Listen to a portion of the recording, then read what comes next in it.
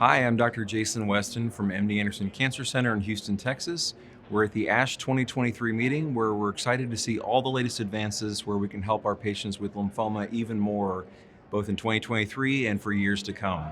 I'm honored to present on behalf of my colleagues our clinical trial from MD Anderson where we're looking at patients with aggressive lymphomas, specifically diffuse large B-cell lymphoma, for patients that are newly diagnosed.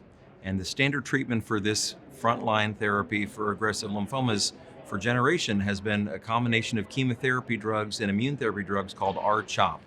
Our clinical trial is evaluating if we could start with novel targeted therapies, modern therapies, not 1970s chemotherapies, and use these targeted therapies in combination for the first 4 cycles. If patients have a good response, a complete response, meaning their PET scan is already clear, prior to any chemotherapy, they would receive less, for the current cohort, less chemotherapy, and for the cohort running now, no chemotherapy for what has been a disease. 6 cycles of CHOP has been the standard for close to 40 years.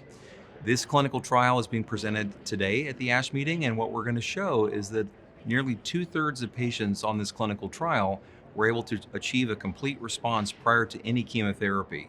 Now, this is exciting information. This is not ready to change practice tomorrow for all patients with this disease. However, it does show the power of clinical trials, and the idea of getting tomorrow's therapies today is something that I think is one of the wonderful benefits of considering participating in a clinical trial. So if you are diagnosed with this disease, if your doctor is recommending standard treatments, that may be very appropriate, but it's also appropriate, in my opinion, to ask, is a clinical trial a good idea for me? And if so, how could I participate? Thank you.